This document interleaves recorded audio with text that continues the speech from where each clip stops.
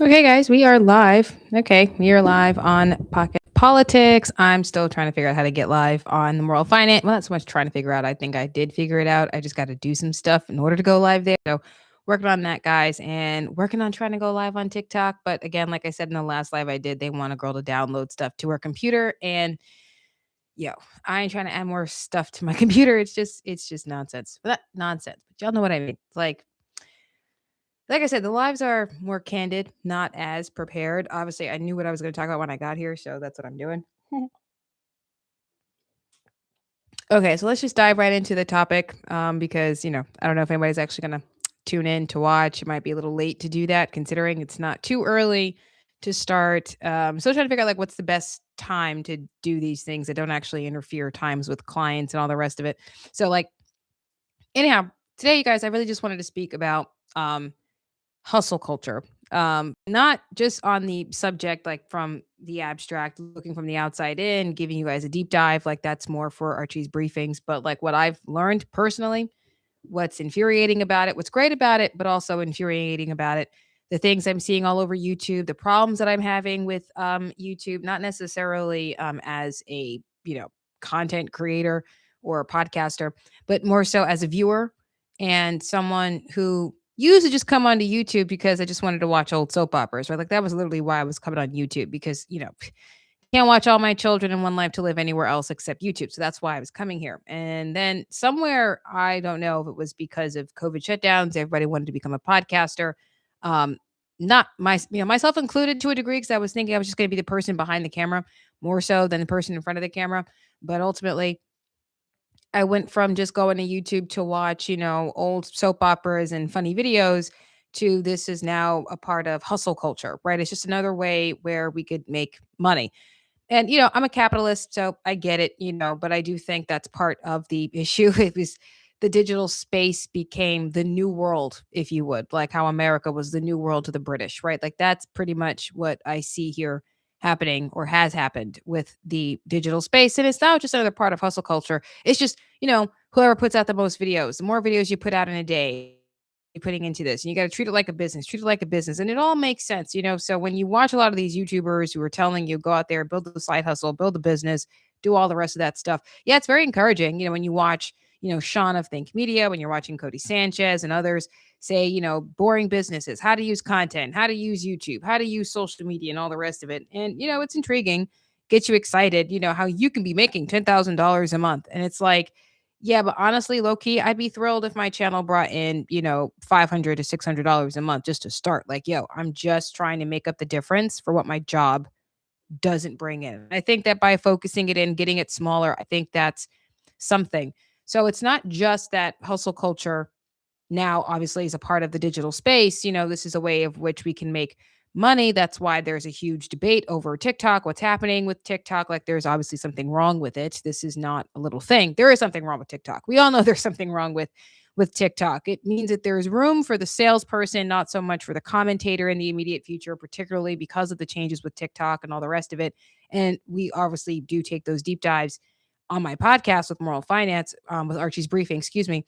We do take those deep dives. You guys know that we do that on my show. My whole thing, however, is that there are a few things that play a role into my thought process. You guys, this past weekend, the cold, the freezing cold, we had this big snowstorm that came in. There's ice everywhere. And I'm in Texas, so people really don't know how to deal with the snow, which is interesting. And not even just the snow, but even the ice. It's like, yo, heel toe, walk slow. Avoid hills.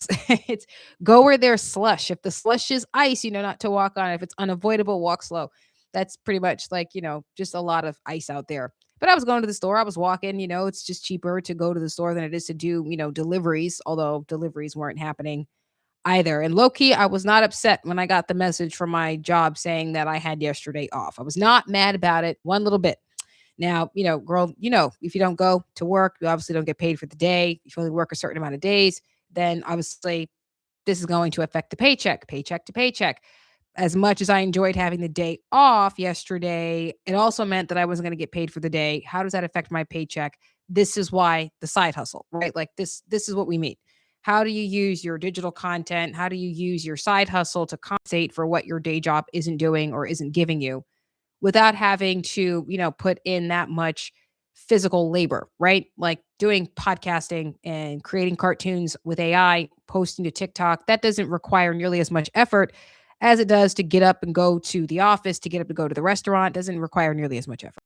Requires some attention to detail, obviously, requires some actual, creativity and care, right? You actually have to care about it and put the work into it. And so while one is building, trying to get to that level of just bringing in that $500 to $600 to compensate, um, you still deal with a lot of, the doubters, the haters, the hateration, really. And I've had that. Like I've had that. I remember having a conversation with, so it wasn't so much a conversation. I heard this was said about me. I said in my last live that there were things that were said about me, and I was trying to decide whether or not I was actually going to talk about it here. Because I didn't want to put my family on blast. That was part of the reason why. But I decided, what? I think I do want to kind of share, not with who said it, but with what was said about me. So I remember having not a conversation, but hearing about a conversation that was had about me. Someone was talking about my YouTube channel. Oh, Arshel, you're too political. No one cares about that. Stop talking about Trump. Stop talking about this and the third. You're not really helping anybody, Arshel. You have no proof in the pudding, Arshel. You're the adult toddler, Arshel. All these, ridiculous things that just really pissed me off. One of the things that really pissed me off that I hear people say about me is, Arshel, you didn't change. You haven't changed. You haven't grown. That one annoys the crap out of me. Like I'm ready to sink my teeth into their hearts. I'm so angry when people say that to me. I control myself, so obviously I don't sink my teeth into their hearts and I don't unleash unholy verbal hell on them. I don't do that anymore. So, I've changed in that regard, but that's what I mean, right? While building something, growing an audience, getting to that 1,000 subscribers, people were, donating to the show. They contribute to the show. It's how I was able to, invest into small things with Archie's briefings and do something with this brand. A person made it very clear. Someone in my family told this other person in my family, yeah, Rochelle has the following. She's got the viewers. She's earning. Not enough to live off of, but she's earning. And the person was stunned, absolutely stunned. She's making money on YouTube. Yeah, not a lot to live off of, but she's making. It's like, right, low key hateration, just quite obvious. That's exactly what that was. And, the comparison problem as well. Jordan Peterson talked about this a lot. It was one of his rules um, in bringing order to don't compare yourself. I want to say that was rule number 6. Don't compare yourself to other people. Compare yourself to who you were a few years ago. And so, comparing myself to myself a few years ago, I would say I'm doing way better now than I was then. I have a better character. I handle my frustrations and anger way better now than I ever did because I don't just say things without ramifications and the consequences. Because I used to just hurt people's feelings. Don't come for my neck. I come for yours. Now someone says something I don't like and I want to cuss them out in Klingon, which is an upgrade. It's an upgrade.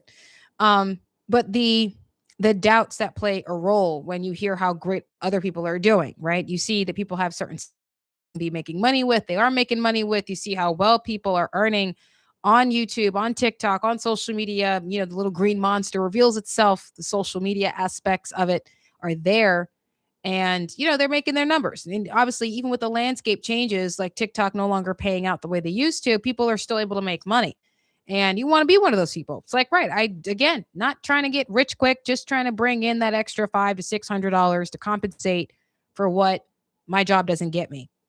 And I'm just at this point, it's like, do I keep doing what I'm doing? It's like the doubts get into my head. And, this passing weekend was one of those weekends, doubts kind of came into my head, creeped in there for a bit. Should I just do this? Rochelle, you should just quit, just give up. Don't even do it anymore. Just like, I'm going to delete my YouTube channel. I don't even care anymore. Like people don't even care. Like I'm telling them about the debt to income ratio. Like I thought I made something up. Like I thought I was, genius. Like I just invented this thing. And then I realized, no, this has always been a thing. How useful this thing is, how useful it's been to me, coupled with the biblical principles I've learned, obviously over the years as a Christian, but as it applies to finances, right? Learning from Dave Ramsey, taking Financial Peace University, like all those things combined into one. Yeah, no, I think this is something that's actually useful. And sharing that information, even when I, was still the adult toddler, people would look at me like I was nuts. You don't know what you're talking about, Arshel. You don't have any money, Arshel. You don't have a job, Arshel. You've been doing this for years, Arshel, not doing anything. Why are you getting on YouTube and saying all these things? You don't have the record to prove, Arshel. I mean, I don't have the record. The fact of the matter is you play the game this way, you're more likely to win versus if you play it this way.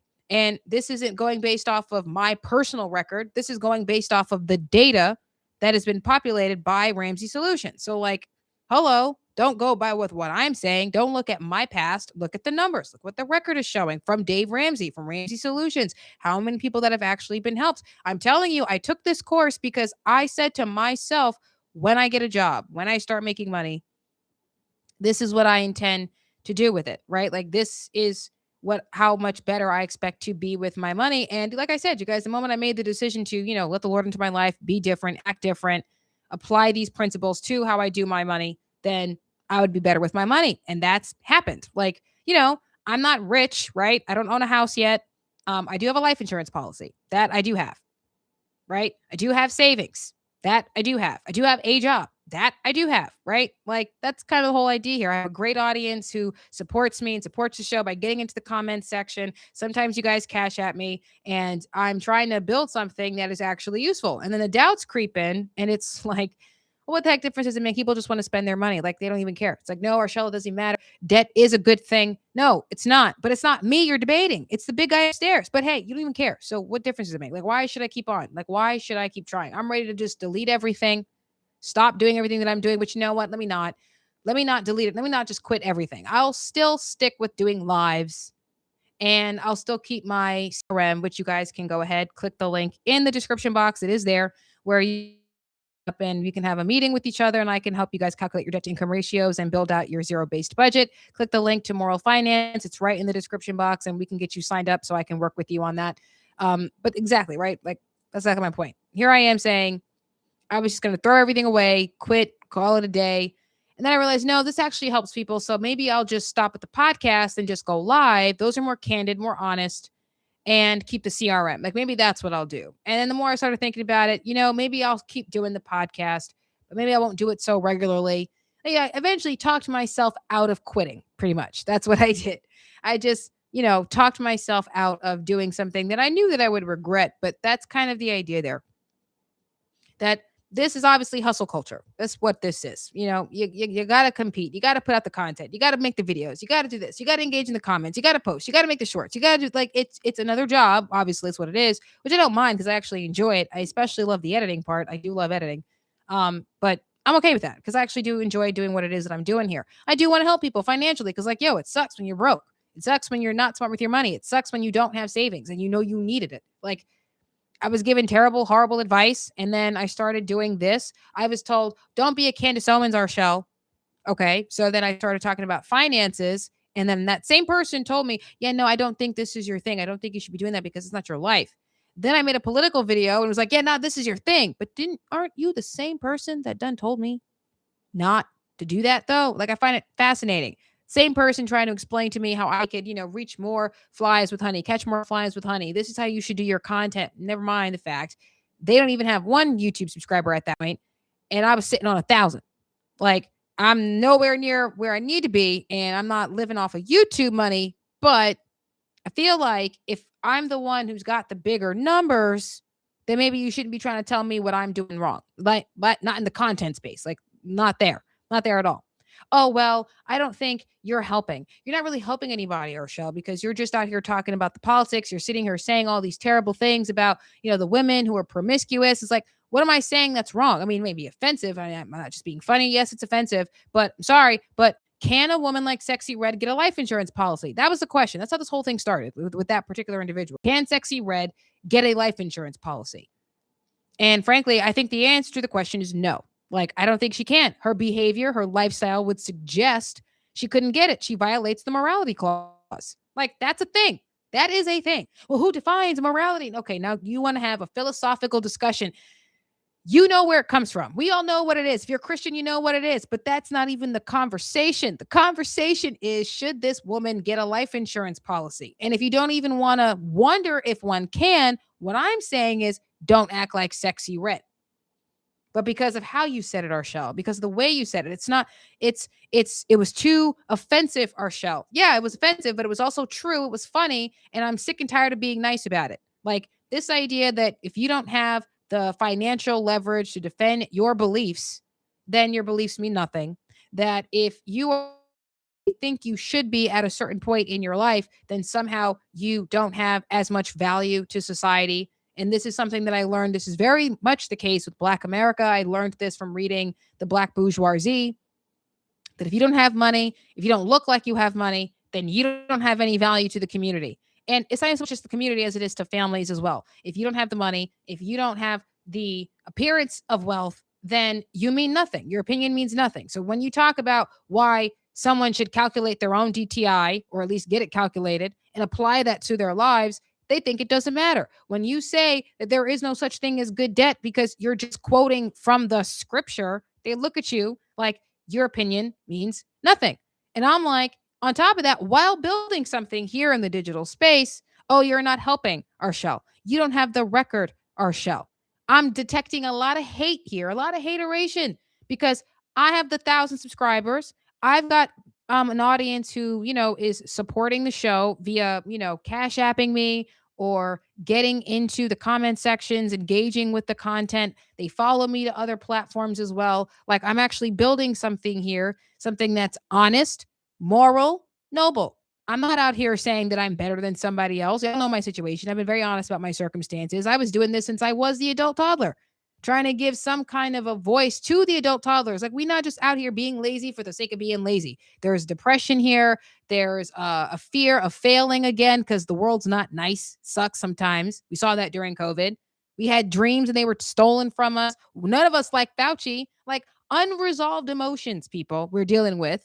And we're not just out here not doing nothing because we're lazy. Like, there's something here that just not being acknowledged. And it's irritating. Oh, you got to let it go, or show you got to move on. No, actually, no. I want an apology from the people who ruined my life.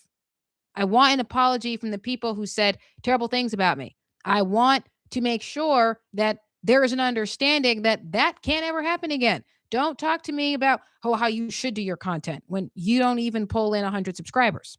You don't know what this is. Don't tell me that because I was the adult toddler that I don't know what I'm talking about when it comes to money. When I'm telling you it's because I didn't save, this is why my situation. Like, I'm telling you, had I saved, my life would have been different. But I don't know what I'm talking about. My testimony means nothing because I don't have money in my bank account. Seriously? Okay, well, now I have a job. Now I have savings. And I'm still saying the same damn thing. I'm still saying the same thing. Oh, sorry, guys. I cussed before it was noon. That's my fault. Sorry. Sorry. It's like the digital space comes with its problems all by itself. There's competition. There's constant algorithm and landscape changes, algorithmic manipulations. Like, there's so much happening just in the digital space because it's a new world. So many things are happening and changing and evolving, and we have to figure out how we're going to be able to adapt as quickly as we need to be to keep up. How do we grow the numbers? How do we get this money coming in that isn't trying to make $10,000 a month? I'd love to make $10,000 a month. Who wouldn't? But low key, I'm just trying to get to what my job doesn't give me right now. I'm not trying to quit the day job. Like, I saw a lot of influencers do that. Oh, I failed at YouTube, so I had to go and get a job. I'm trying to understand why you thought you should quit your job. Trying to understand that. Oh, well, I was doing so well on TikTok and now TikTok's changed and I had to go out there and get a job. Well, I'm trying to understand, why did you quit your job? And we're seeing this played out now into the OnlyFans circumstances, whether you agree with it, disagree with it. Y'all know how I feel about it. Not everybody's going to be able to make the same numbers. Okay. Not everybody's going to be making millions and millions of dollars off of that platform. And, what do you do to bring in the numbers? Like, how are you trying to do it? Like, are you just trying to get rich and quit a day job?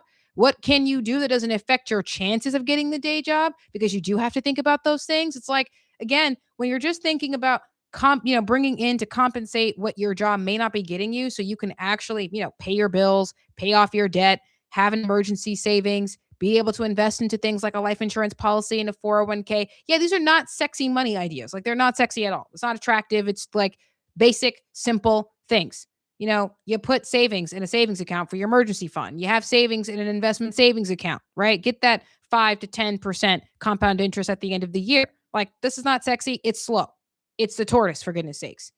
401ks, yeah, I agree. It's an experiment. It's a scam. It doesn't really get you what you need when the time for retirement comes. People like Ben Shapiro say things like, oh, you should never want to retire, when damn well he's going to be able to do that when he's 80 years old, considering his circumstances financially. Like, right.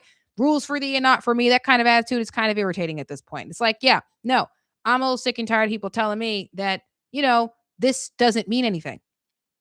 I already got to deal with the fact that I have to make myself appealing without being phony in the digital space. Sharing something, sharing just enough information that people can see me without oversharing. Like you have to be able to navigate through that, being able to grow and build, get those subscribers, get those followers on TikTok or Instagram or whatever your platform you're using, deciding what the product or service is going to be. How does one leverage this modern tech in order to earn? Older people are doing it now. We talked about that in the last video that I did, both for Archie's briefings and in the last live that I did. I don't have to reiterate that here. But it's like, right, we already have enough to navigate. I don't need it's the noise you're not prepared for.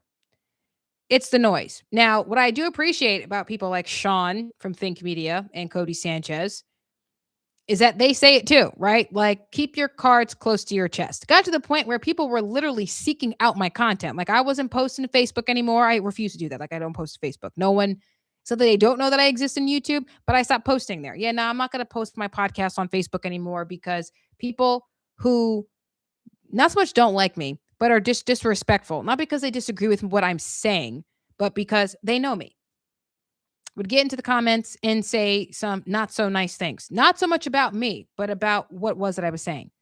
Well, how are you the person to say this, Arshel, when this is your situation?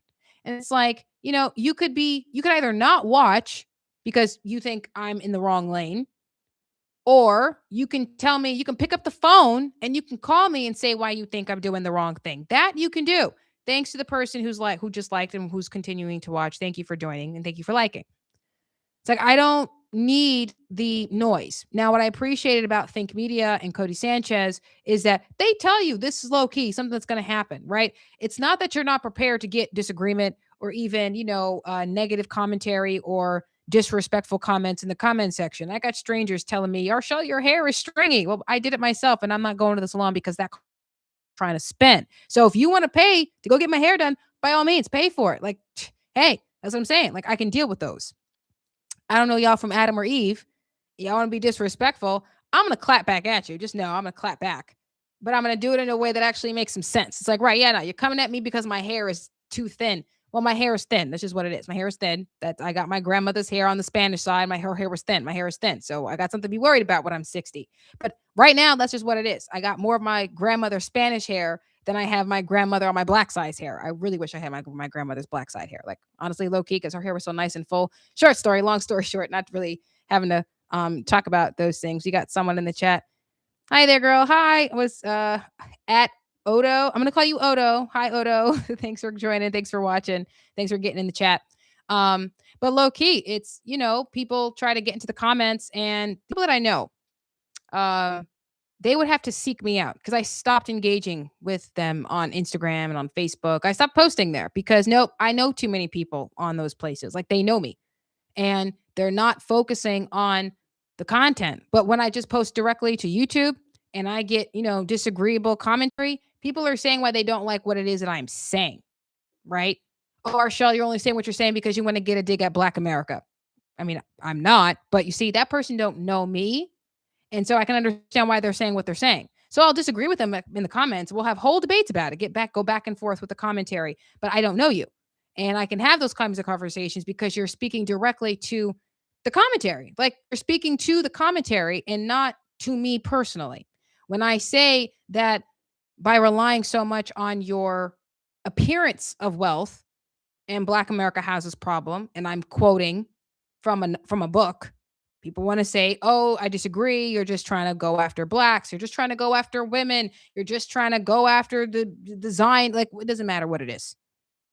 People will speak specifically to the commentary, not people that know you. While you're trying to actively build something, whether it's in commentary or there's a product you're trying to sell or a service you're trying to sell, people who know you, some of them are going to try to come at your neck. Some of them are going to try to tear you down. You already got, things to deal with. You already got to deal with the competition in the digital space. Chances are I'm not the only person saying what I'm saying. I'm not the only person doing what I'm doing. I'm not the only person selling this product or selling this service. I'm not the only one. So I already have to worry about competition, what makes me How do I continue to grow the views? How do I grow the following and the subscriptions, especially as the landscape changes and the algorithms change? Like I already got enough to navigate with a day job, bills, and my side hustle. Because again, the side hustle is its own beast to tame.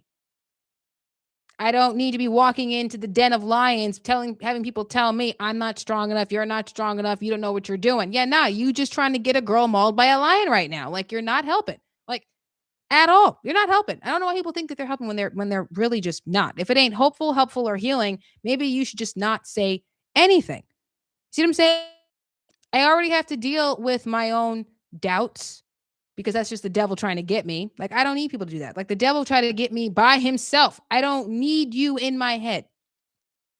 I don't want to hear anybody else in my head. It's just me and the big guy. That's all I want in my head. All I want in my head is me and the big guy upstairs. That's it.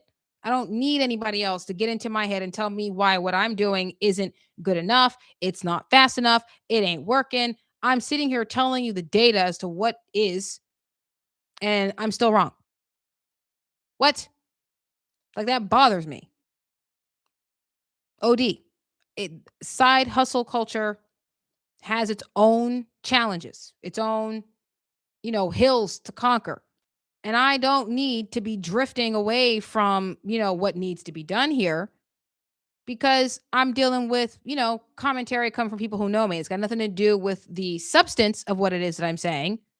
And it's not like to a whole degree they disagree. They sit in here telling me that debt is a good thing. And because I don't have any money in my bank account, this is when I was the adult toddler, what I'm saying means nothing. But I'm not the one who said it. The Lord said, store choice foods and oils.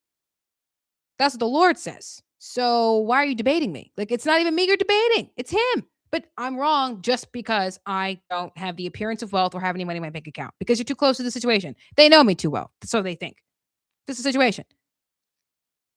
Oh, you're just trying to get digs at women because no, I'm trying to say I think women maintenance costs way too much. And really low key, could you just have the bikini wax paid for and not have the whole body waxed? Maybe shave your legs yourself, shave your arms yourself, and only pay for the bikini wax. If it's going to cost you $300 to get a full body shave, maybe only pay the 50 to get the bikini wax. That's what I'm saying. I feel like you could have saved yourself $250, at least 200. I feel like you could save yourself a couple of dollars. Hey, oh no, Arshel, you're just saying that because you're Eurocentric. You just think every black woman should have their hair straightened. No, I'm saying I don't think that black women should have to go into debt or use debt to get their hair done. That's what I'm saying. That's what I'm saying. And you looking at me like I'm crazy because, oh no, Arshel, you're only saying that because you don't want to sit in the chair. Well, I don't want to sit in the chair. But what does my not wanting to sit in a chair for 8 hours got to do with telling women not to spend so much money or to go broke getting their hair done? Like, sorry, hair is important. My grandmother says a woman's hair is her glory. I agree with that. Okay, fine. Does she have to go into debt doing it though? Like, I don't understand. And why are we making this a debate about that? Like, why are you making this about me and not focusing on the commentary in which I'm saying? Because even the viewers who disagree with me are saying, whether they agree or disagree, they are saying this is what they think about the commentary. Like, that's what it is. But you're dealing with family and friends who may not see what it is that you're trying to build. And so it doesn't even necessarily have to be in finances. It can literally be in absolutely anything. Like, you guys could literally be just, I want to, I don't know, maybe you love cars and you want to be able to fix people's cars. And that's the thing you want to build.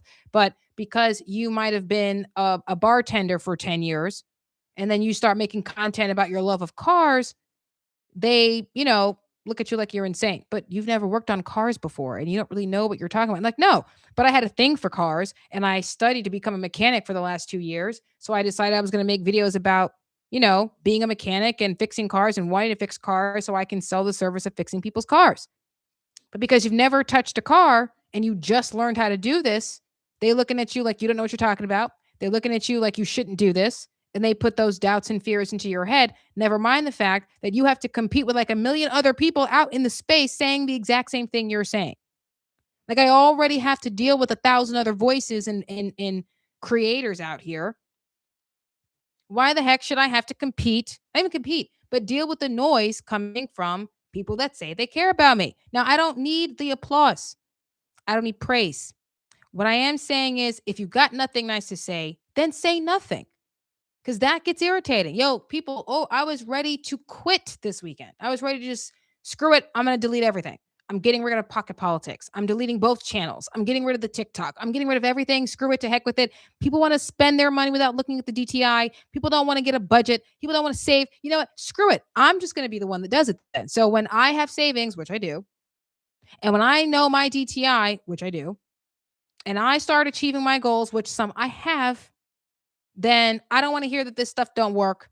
And I'm ready to boast about it. I'm ready to be braggadocious about it. I'm ready to be like, I done told y'all sorry behinds. This is what I meant. Like, this is what I'm saying, as opposed to building in public the way that I'm building in public. Because y'all know I told y'all my circumstances, my life in a way, not giving too much. I'm not oversharing. Just share enough where you guys get an understanding as to who I am and where I'm coming from. Like, right, this is what I do. I'm at that point now where it's like, okay, I built a big enough audience, well, a small enough audience, I should say more accurately, where I feel confident that I can, sell a service or a product. And right now the service are budgeting. I'm a budget specialist. I can actually calculate your debt to income ratios and apply that to your spending. The problem with the math is that people don't apply the math. They don't do it. I'm telling you, apply the math. And what happens when you apply the math? It helps you acknowledge your behavior. The DTI gives you clarity as to where you are today. These are starting coordinates, and the budget is the course of action. Okay. That is your plotted course out of the gravity well that is debt, out of the, uncertainty you're in, to a place towards stability and then freedom. And how do I know? Because that's the path that I'm on. I'm on the path to stability right now. Like, I'm not quite at the freedom part, still working towards stability, but the numbers are working. The numbers are making themselves known to me. And I could see that. And I'm trying to show and do that as well. Be aware of where the dangers are, where the stressors are, where the influences are, both positive and negative. Like, I think the older people who said save your money, that's a positive influence. I think the elderly know what they're talking about. They are the positive influence. When I look at people that say spend regardless and don't ask how much does the bottle cost when you go out on a Friday night, like, I've seen people do this. Oh, we don't think about the cost, this person says. In my head, like, it didn't sit right with me the first time I heard it. And then I got closer to the word, got closer to Jesus, and I looked at the scripture. And what does the scripture say? A wise man weighs the cost before he builds. I knew when the person said it, it didn't sit right with me. And I didn't know why. Now I know, because that was the Lord telling me that is dumb. He wouldn't say that's retarded. I say that's retarded. Paraphrasing. But essentially, that's what the Lord is saying. Don't just go out here spending without thinking. Right. It didn't sit right with me the first time somebody said it. Then I studied the scripture and was like, well, that's why it didn't sit right with me, because Jesus is like, now weigh the cost before you build. I'm like, weigh the cost before you spend. And people are looking at me like I'm insane, constantly debating me. It's like, why? Because other people were paying for me. I was the dependent. I was the adult toddler who was dependent on her family to take care of her. And so I quote the scripture, it means nothing. A homeless man tells you Jesus is king. Is it not true because the person is homeless? Like, is it not true? Like, right. Sometimes, not even sometimes, but no matter who says 2 + 2 is 4, the answer is always going to be 4. It doesn't matter if the person's got a degree and they're the so-called mathematician expert, or if a 5-year-old says 2 + 2 is 4, the answer is always going to be 4, no matter who tells you, as long as they know that the answer is always going to be 4. Right. I'm telling you 2 + 2 is 4. I told you that when I was the dependent adult toddler. I'm still saying it today. I've been consistent and still no apologies. Interestingly enough. Still the case. It's insane. Absolutely insane. Oh no, Arshelle, you're part of MAGA. MAGA was just a cult. MAGA was all these terrible things. And now you're realizing, maybe Trump was onto something. Like, well, I mean, I said, vote this guy in, all hell breaks loose. Oh no. Then it happens and all hell breaks loose. Vote Kamala, what happens? War. Vote Trump, what happens? War. Either way, no matter who goes in there, it's going to be war. It's just a question of, do we benefit as the American people? Because Kamala gets in there, I'm telling you now, there'll be war, but no one benefits. Trump gets in there, there'll be war, but the American people will benefit. I mean, whether that's a good thing, bad thing, I don't know. But now everybody got the opportunity to be a daddy warbucks or a Lady Warbucks, as opposed to elitist aristocrats coming from our politicians. There's opportunity under the administration that we have. There's opportunity here. I said this would be the case. The man, not the crusader, not the crusader, trying to get us back to the status quo where everybody has an opportunity to earn and grow something, make something happen for yourself. Because he said in his first term, I don't know how long I'm going to be here, but make something happen while I'm here. That's all any of us are trying to do. That's what I was trying to do during the Biden administration, well, the end of Trump's administration heading into COVID. During the Biden administration is what I'm trying to do right now. And I don't need anybody coming into my, head telling me that because your record suggests that you didn't know how to be smart with your money, that people should be listening to you about how to handle their money. No, I'm telling you, it's because I poorly managed my money is why you should do the opposite of what I did. That's what the elderly are saying to us right now. Hello, they're saying the same thing I'm saying. Yo, don't be caught out here like Boo Boo the Fool with no savings, because when crisis strikes, you want some savings. I said the same damn thing. Oh, no, people shouldn't listen to our show because you're the adult toddler. If I had savings, though, I wouldn't be the adult toddler. Now they understand what I'm saying. Now they get it. And still, no apologies. Oh, you got to have agency, our show. You got to be able to build something for yourself, our show, because the yay woman, independent woman nonsense, just the nonsense. They shoot down my goals, my dreams. A girl wants to be married with kids. That's my dream. I feel like that's practical, achievable, wonderful, and divine. All that wrapped into one union. I think that's amazing. They try to shoot that down because, yay, woman. We used to be, I don't need you in my head. The Lord says this is what one should do when you're female. So why are you debating him? When I said it before I was in a position to make something happen, it meant nothing. Today, now that I'm making something happen for myself, no apologies. Infuriating. And so all those things come rushing to the forefront and you begin to doubt, well, I'm not making that much on YouTube and the landscape keeps changing and I'm not able to adapt as fast as I would like to be able to adapt. And I did say this in the last episode of Archie's Briefings that I posted last week. Like so much is happening. I already have to compete with 1,000 other people. And I'm seeing just how great people are, what they're doing, millions being made. I saw a video on YouTube the other day that says sex sells. And if that's the way you're going to promote yourself, then you can make a lot of money. And I'm like, a weaker person would sign up for OnlyFans. A weaker person would be twerking while saying, get on a budget. It's like men are not looking at the budget, obviously, if that's the video that I make. Sitting here twerking while saying get on a budget. You think they care what I'm saying? Like, obviously not, because it's the sex I'm selling and not the budgeting services. Like, that's what that would mean. But I would make a lot of money doing it. Like, there are things a girl can go do right now, today, to go make a lot of money. And if I was making a lot of money, would that shut off the doubters and the haters? Like, yo, I got to go out here and go against my moral principles, go against my values as a Christian to make a lot of money, because according to certain individuals that I know, if you don't have the wealth, if you don't appear to have the wealth, then you mean nothing. Your opinion means nothing. You have very little value because your net worth suggests you have very little value. And because this is how we are viewing everything in society, because it is the monetary that determines if it's good or bad. That's what we are. No. OnlyFans makes people rich, therefore we should have it. Oh, no.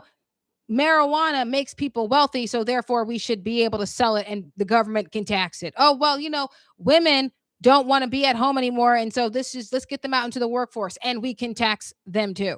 Oh, no. We're just going to limit opportunity for ownership because this is how we're going to make a lot more people money. Like, just see how we rationalize all of monetary stuff. Oh, no, we're not going to get married and have children, what the Lord tells us to do, because we can't afford to do it, because we can't afford to do it.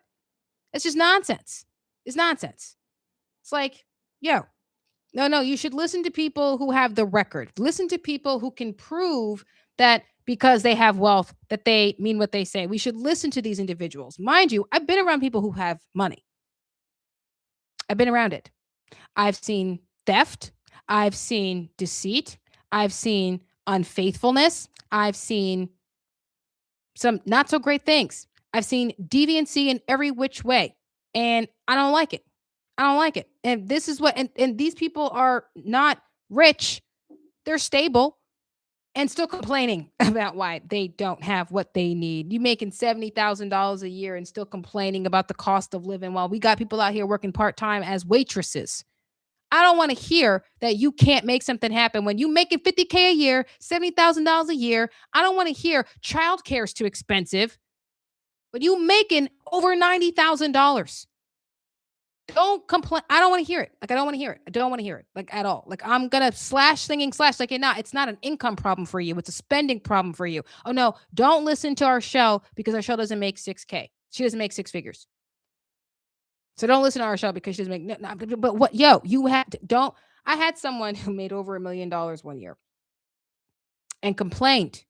Well, I only brought in over $800,000 because that was after taxes. At the time, you guys, I was selling Broadway tickets when this person said this to me, and I was selling tickets for $10 per ticket. I told this to one of my coworkers, and my coworker said, "Yeah, now you need to tell that friend of yours he needs to shut the F up because we out here selling tickets for $10 a ticket. Like, even on a great day, I was not about to make $8,000 in a day. Like, that's only a small percentage.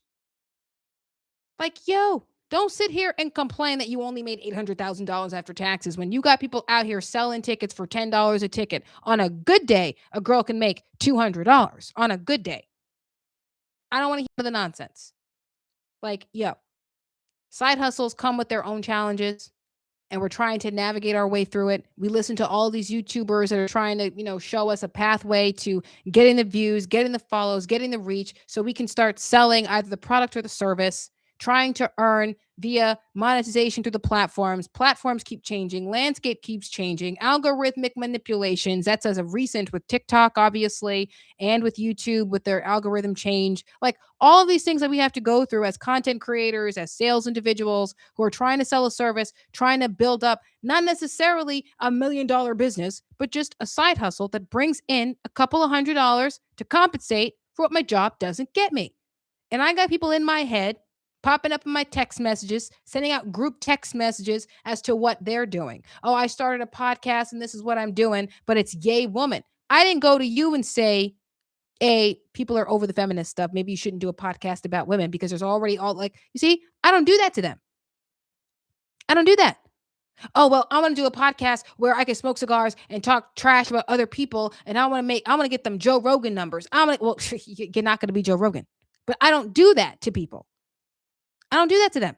Oh, well, you don't really have a history, Arshel, with finances, and you didn't really study long enough to be able to do what you're doing. I studied enough to know how to budget, how to save, and how to look for the proper life insurance policy. How do I know? Because I do have a life insurance license, so I can sell. I have an understanding of how that works. I know what the language is. I know what people should look for. I do know, looking at the numbers, less and less young people are investing into these things.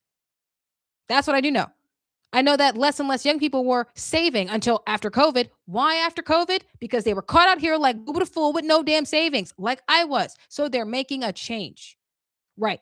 So what I said then was true then, is true now. No apologies, no epiphanies, none of that. None of that. Oh, there is such thing as good debt. No, there isn't. If that was such a good thing, you'd stay in it. Clearly, you don't. Why? Why?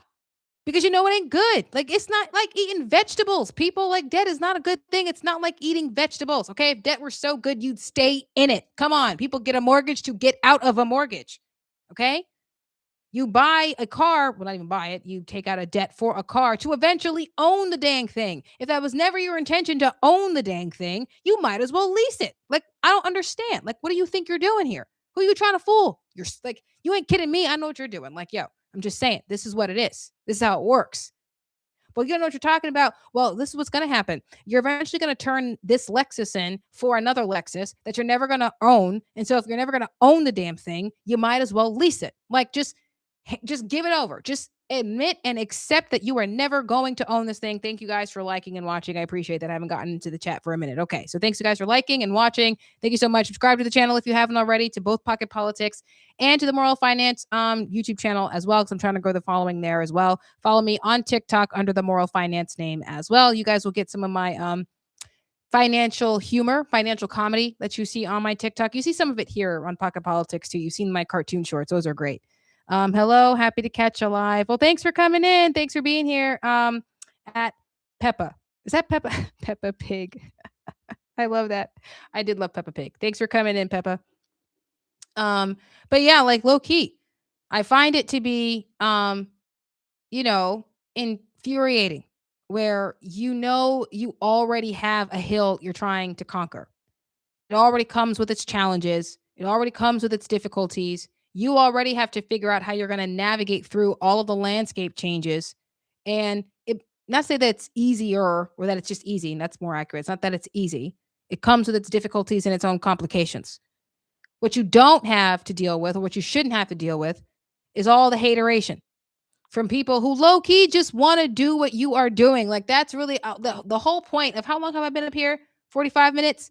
Everything I'm saying, the whole point of what I'm saying, you guys, really is just to come back to say they low key hating because they want to do what you're doing. They want to be what you're doing. I got people telling me this is how you should do your content. They don't even got 5 YouTube subscribers.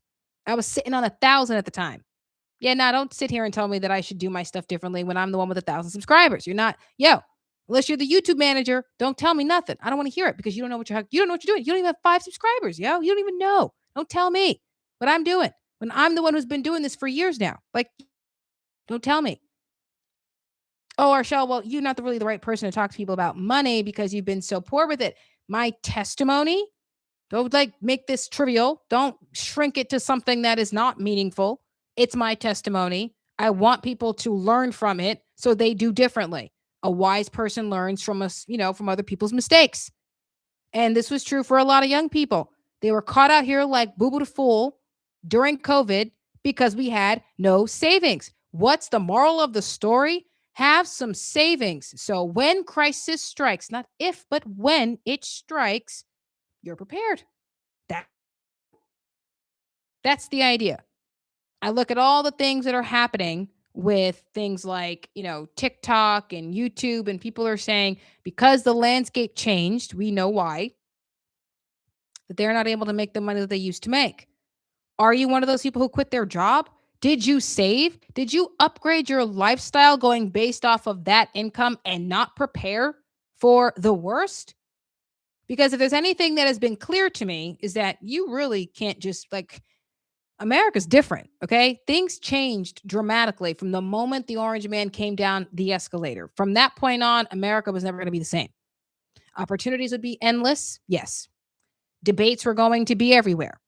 People were going to get angry. Like our country is literally at war with itself, and you're still expected to get up and go to work. Like that's still the case, okay? It's still the case. This is where we are today. There's opportunity, there's also war. Okay? There's honesty that's out there and real authentic individuals that we can watch and like and buy from and engage with. And then there's the phony. And while you're trying to navigate your way and just trying to make up for what your job doesn't get you, you have to deal with all of that. What's stopping YouTube from doing this to me? What's stopping TikTok from doing this to me? How can I avoid those things when low key, I'm not trying to be the adversary to any one of these people? Like, I'm going to piss some people off, not intentionally, but because I'm telling the truth. The truth is the maintenance cost for women, it's ridiculous. It's retarded. Women don't like that I say that. I'm not trying to be offensive, but that is retarded. Maybe only pay for the bikini wax instead of the full body waxing and shave your damn self. Like literally, I'm saying it saves you money. Maybe don't use a credit card to go get your braids done. Maybe find a friend who is willing to do it for you for $80 and not $700. Like I know people who got their hair done for $80 because they knew a friend who was willing to do it. You go buy your hair and you find a friend who, like you, maybe is just trying to bring in a couple of extra dollars and they're not about to charge you an arm and a leg. That's what I'm saying.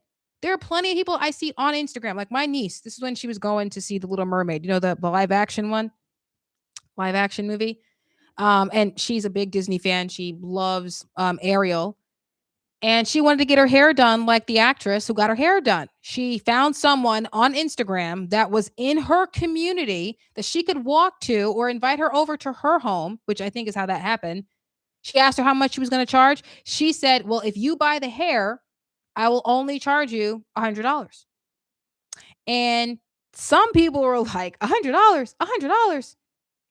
That sounds like, compared to what? If she had gone to a hair salon, that hairstyle that you see in The Little Mermaid, okay, the live action one, would have cost my niece $600 because low key, she did go and find out how much it cost. It would have cost her $600. She found a girl on Instagram in her neighborhood who did it for her $100. Saved my niece $500. That's what I'm saying. I'm not saying don't get the weaves, don't get the crochets, don't get your hair done the way you want to get it. I'm saying maybe don't go broke doing it. Women get upset when I say this, but I've seen this happen. I've seen people get paid to do hair, okay? And they don't got to charge an arm and a leg to get what they need because, like most of us out here in the digital space, are just trying to make up for what our jobs don't get us. And low key, the people who are out here in your life, friends, family, for me, it was mostly family because, I was not engaging with most of my friends when I was in my adult toddler years. Thank you guys for liking. Thanks for getting in the chat. Thank you so much. Um, but yeah, it's like I was hearing some things, didn't like what the conversation was, and I would say things in my podcast that would piss people off. Sorry, but if men don't get to take maternity leave or take an absence at work because their dog died, then I don't see why we got to do that. I don't understand why women think they can just take the day off because they got bad cramps. Eat your chocolate, take the pill, get your ass up and go to work. Excuse my French, but that's how I feel about it. Like, word. Now we get days off because the dang goldfish died. I think that's stupid. We're feminizing the workforce. Now we're talking about whether or not the workforce should even exist because of automation. Like, look where we are today. Look where we are today. I'm not saying that these aren't valuable conversations, and I'm not even trying to say that I'm trying to piss people off. I say the truth, and people are going to get offended by it. Look, that's just what it is. The maintenance costs of women cost too much. The vanity of it is going to keep men broke. You get in the nice car when you know damn well you couldn't afford it because you trying to get a baddie who was about to cheat on your ass in the first place. Excuse my language. I'm cussing. I'm sorry. Is it 12 o'clock yet? I feel like it's 12. Yes, it is. So not say that I'm not sorry for the language, but like low key, that's how it is. It's like, right. Y'all trying to appeal to these women who don't even want you or just trying to use you. That you're willing to go broke to get a car you can't afford to make some baddie make you look like in front of a baddie that you should get her. And she don't even like you that much. She's just trying to use you. She's just trying to get you to spend money on bottles. Knowing dang well, she ain't even trying to get to know you. You're meal number 5. You're free meal number 5, according to her. Like, right. Why are we doing that to ourselves? Like, why? Sorry. If you're going to be offended, you're going to be offended. I'm not trying to be offensive. I'm simply saying this is just how it is. Women can be a kind of way. Men can be a kind of way. And it's costing us financially. And I'm trying to build something. And this is what I'm saying. It's my own unique way of approaching finances in ways that Dave Ramsey may not, that Caleb Hammer may not, that Anthony O'Neill may not. I'm not afraid to sit here and say, yeah, I think this cost is ridiculous. I think this influence is negative. I'm taking an approach that might be slightly different than everybody else because I have to compete with them. Like I have to find my way of conquering this hill to make myself different from my competitors. Like I already got a task. I don't need the doubters. I don't need the hateration. Low key, you're just jealous that I got 1,000 followers and subscribers on YouTube and you only have 2 to 5. Low key, you don't like that I have such a loyal audience and a supportive audience that they support the show, not just by getting into the comments and liking and engaging, but also by donating to the show, by cash apping me at hashtag RShell Branch. You guys, you can cash at me at hashtag RShell Branch if we continue to support the show. Thank you for your support and for getting to the comments and watching and liking. I will get a little bit more strategic in putting out the times in which I go live. We'll work on that. I will work on that. Still working on it because Tuesdays and Thursdays I'll be going live. So unless I got to pick up an extra shift because, girl got to pick up an extra shift. That's what a girl going to do. If anything, I'll go live on my way to work, if anything, if that's what happens. But I'm like, I was ready to just quit and throw in the towel because, well, no one cares what I'm doing. No one cares except me. And I'm just trying to get people to see how calculating their math, getting the clarity is going to help with their financial behavior. Once one realizes where the wrongdoing was, where the mathematical error was, they might actually do something different. And the budget helps reinforce that discipline so that way other opportunities can be made available to you. Whether you're talking about things like refinancing or consolidation, or you're talking about investing into things like a life insurance policy or mutual funds, like if we can get you the clarity that you need, get you on a budget to reinforce discipline into your spending habits, well, then you might be able to achieve goals and have other opportunities be made available to you. That's my whole position. That's all I'm trying to do out here by pointing out where the positive and the negative influences are that are deliberately trying to get you from getting that clarity, getting that focused, and getting that extra dollar, those extra dollars that you know you need to compensate what your job doesn't get you. Like, that's what I'm trying to do out here. That's my mission, to show people how the scripture works for them and works with them with their finances. And that by bringing the cross to your wallet and seeing the growth and the positive changes, if the Lord can help you get better with your money, just imagine how the Lord could help you in every other aspect of your life. Now, I don't think one needs the money in order to see that change, because I didn't need the money to see that change. I was making those changes before I even got the money. Like, yo, that's what I was doing, right? Like, my behaviors were changing, my attitude was changing, how I deal with my family, that changed, how I decided to engage in the comment section, whether on my videos or other videos, that changed. And as I get closer and closer to the Lord, it's more so, how do I get my message out effectively without trying? Because in the past, I was trying to be offensive because I knew, hey, if you're offensive, you get the clicks. The more controversial, the more offensive you are, the more outrageous, the more outlandish you are, the more likely you are to get the views and the follows. But is it long lasting? And is that how I want people to remember me as? Like, do I want, and so much remember me, but know me as? Because I don't really care if people remember me when I'm gone. Like, I don't care about none of that. My family will know me. I don't need the world to know me when I'm gone. I don't need that. Like, I don't need the people to know me like we all know Betty White. I don't even know that. I don't need that. I'm not looking for fame in that regard. I'm not looking for it. But while I'm here and while I exist in this space, how do I want people to know me? Oh, no, that's the girl that wants people to be better with their money. Now, this the girl that said get on a budget because you'll be broke if you don't have one. Now, she's here because she's trying to get people to see Jesus in, right. Like, that's how I want to be while engaging in this space. That when you see my thumbnails and my face in the thumbnails pop up, that's how you know me. That I'm either pointing out a positive or negative influence in how we do our money. That's how I want people to see me when they see my thumbnails. And I've got people that I know whom I love and adore getting in the way of that, putting in the doubts, putting in those barriers. And low key, it made me want to quit this weekend. I was ready to just delete everything because it made me feel like what I was saying wasn't valuable, that I wasn't valuable, that you're saying that I'm just trying to be offensive. You're just trying to get clicks and you're not helping. You're not helping. I'm like, you know what? Maybe I'm not. Maybe I'm not helping and I'm just going to delete everything and who the heck cares? Well, maybe I won't delete everything. I'll just do lives, be more candid, less prepared, more honest, not overshare, but more honest and transparent about my life, my problems, my sins. Confession is good for the soul. Make this the space where people can do that and still sell access to a product that I might want to sell, keep my CRM live, let people get into that. Definitely, guys, click the link in the description box to Moral Finance. You guys click that link and you can sign up to get a session with me. And I'll go over with you in the emails or DMs, my rates and the cost of those things. So that way we can get you guys on a budget and find out what your DTI is. So click the link down there for sure. So that way you guys can get a session with me as soon as you possibly can. But I'm trying to do all those things. And instead of just quitting, I said to myself, you know what? I like what I'm doing.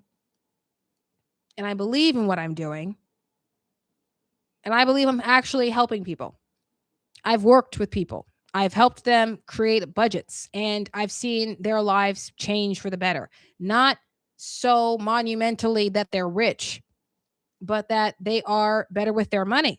Or that every time they spend a dollar, they feel it. Like you feel every time you spend a dollar because you worked with me.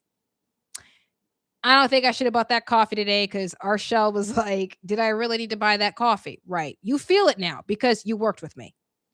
You're less likely to find yourself on a, Tiffany purse scavenger hunt, spending $300 on a purse because TikTok says you should buy it. Like, yeah, no, with me, I'm going to make sure that you've got the guards. I want to help people. And I've low key been able to do that. We're building something here together. You and I, the viewers and myself. We're trying to be better with our money because we know what it is to be caught out here like Boo Boo the Fool. And we ain't doing that again. And I don't need the praise and I don't need the applause. I want a community of people to feel safe enough to say, this was my problem. This is what I'm doing. I calculated my DTI because our shell showed me how to do that. I have my budget because I worked with our shell and she helped me do it. And now I have real financial clarity and I'm working towards stability. It hurts when I spend on nonsense. It hurts. Yeah, I bet it does. It hurts. Every time I go to Starbucks when I go to work and I buy a coffee and I'm like, dang, I felt that. I feel it. It hurts to my soul every time. It hurts. Why? Because I've been getting better and better with being, with my money, trying to be better and smarter about my spending. That when I spend on something that I shouldn't have spent on, I feel it. Why? Because I've now trained myself to feel it every time I spend on nonsense. I feel it every time. And that's a good thing. Why? Because if I don't like that feeling, I need to not do that again. How do I not get that feeling? If I'm going to go to Starbucks and buy a cup of coffee, how do I avoid that feeling? Well, I don't have to let it cost me my bill. I can buy a cup of coffee today at Starbucks, but the rest of the week, I'm not buying a coffee. I could take a lift home from work on this day, but I can't do it every single day. I mean, unless it's a crazy snowstorm like what we had, because it's nothing but ice and I might have to take a lift to work tomorrow. But that's because a girl ain't trying to slip and break a wrist or an ankle because I was trying to save money and now I need to get to work and breaking an ankle. That's not going to do me no favors. Paying for a lift seems like that's a health thing. So I might just have to do it that way. I'm rationalizing, but I feel like that makes sense. You guys get in the comments later down. If you watch it later, let me know. But right, I feel better about that kind of spending because there's a legitimate, justifiable reason for why I'm doing it. I can buy this coffee at Starbucks today. I can pay for this lift to go to work or come home from work that day or today because it's not going to keep me from paying my phone bill. I don't have to go into my savings to make up for what I spent to pay rent. I can still do what I need to do. And it might just mean I'm not spending as much if I decide to go out this Friday for the month. Right. I'm accounting for my numbers. I'm being smart with my numbers. And if I'm saying these things to people, I don't think I should be getting the hate. I don't think that I should be getting hateration and doubts and all the rest of it. Yo, guys, I was ready to quit YouTube and all of it. Should I just quit because people just don't get it? They're not trying to see what it is that I'm trying to see. Thank you guys for tuning in. I was ready to quit because, all the landscape changes and YouTube's algorithm changed and, TikTok's not the same anymore. And then I got the family in my ear or people that I know in my ear digitally, but still, nonetheless, in my ear telling me what I'm not supposed to do, that I'm not doing what I'm supposed to be doing, that I shouldn't be doing what I am doing with Moral Finance. That's the name of the brand. That I shouldn't be doing with what I'm doing with my podcast of Archie's Briefings. I say, well, if people don't care because they're saying that people don't care, well, then why am I even doing this? Why? Why should I be out here trying to tell people that DTI gets you clarity? Why should I be out here trying to point out the positive and the negative influences when I know it's these ridiculous influences that had me out here like Boo Boo the Fool? Get a job, get a place, pay your bills, party. That's retarded. I'm here to tell you that's retarded. And I don't care if people are offended. That's the truth. When I hear older people say you should save your money, I'm going to agree with them because that's what I didn't do. I had people telling me stupid stuff. And that had me in a compromising situation. That had me the adult toddler for years. Dependent, depressed, ready to... I ain't doing that again. Y'all ain't going to catch me out here like that again. I ain't doing that again. Now we need to be better with our money. Don't tell me that I'm crazy for saying the same things that I'm saying now that I was saying then. I was crazy then because I was the adult toddler. I'm not doing that again. Y'all won't have me out here like that again. And most of us out here, we just trying to do what we need to do to compensate for what our jobs aren't getting us. And that's okay. That's fine. You don't need to make the $10,000 a month today. You just need to make that $500 today. How do we get you there? And anybody that tries to keep you from getting to that point, I'm not saying they're not your friend. I'm not saying that they don't care about you. I'm saying we need to not listen to them because they're not helping. You already got to deal with the challenges of the space.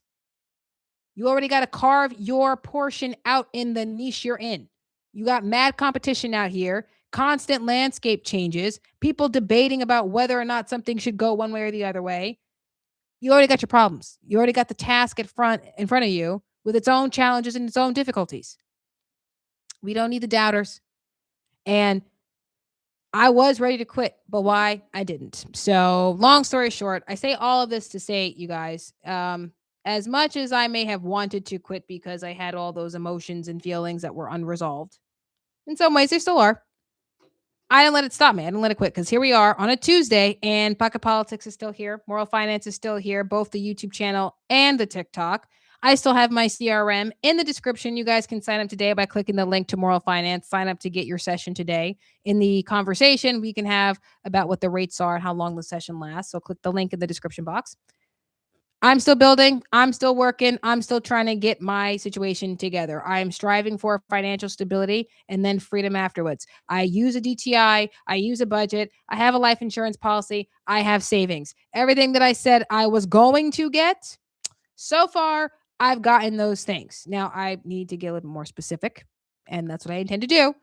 Um, but low key, it's working. And if it's working for me, it can work for you too. So whether you are the person who is just, trying to work the side hustle, not necessarily build this big business, that's fine. Go out here and get what you can get. There's opportunity everywhere. Okay. Yes, our country's at war with itself, but the opportunities are endless. Make it so. That's how I feel about it. And I'm not about to let any of the doubters come in. All the haters and doubters tell me why I'm not relevant. I don't know what I'm talking about. You don't have the record or shell. Nonsense. Don't listen to it. That's retarded. I'm not saying they don't like you. I'm not saying they're not your friend. I'm not saying that they don't love you. What I am saying is they low key either trying to be you or stop you. And frankly, with friends like those, number one, friends like those. And secondly, don't let them. Don't let them because they just don't get it. They really don't. They don't really get it. And that's okay too because when you do what you got to do and you make it and you get to where you want to be, that'll be enough because that'll be the validation that you're going to need. Yeah, nah, I did exactly what I said I was going to do and I made something happen for myself. And so far, things seem to be moving in that direction. It is for me. I hope it is for you. It's like I said at the beginning of the year, this is going to be a great year if we stay true to the word, if we work hard and just hustle, hustle, hustle. That's what I'm doing. And I think we all should do that together. And if you guys need a place to vent, come in on the lives every Thursday. Well, Tuesdays and Thursdays. Come in out, join in on the lives, get into the comments, get into the chat, and tell me why you think someone sucks. This is what they said to me. This is what I did. They were trying to do X, Y, Z. Yeah, definitely. I want this to be a place during the lives where we can vent.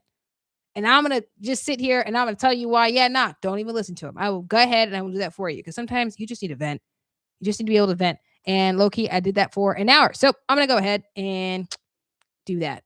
It's time to go. It's time to go, guys. I'm over here for an hour. So thanks again for watching. Thank you guys for getting into the chat. That was awesome. Again, you guys can sign up with your sessions today. Click the link in the description box to Moral Finance, and you can sign up today to get a session with me. And we can talk about your debt to income ratios. We can talk about getting you on a budget. I will talk to you guys about my rates and how long the sessions are going to last for. Subscribe to the channel if you haven't already of both Pocket Politics and to the channel of Moral Finance. Follow me on TikTok on Moral Finance as well. And let's continue to grow because really that's low key what we're all trying to do out here. So God bless. I love you guys. And of course, because it's me, Kepla. All right, let's end this now.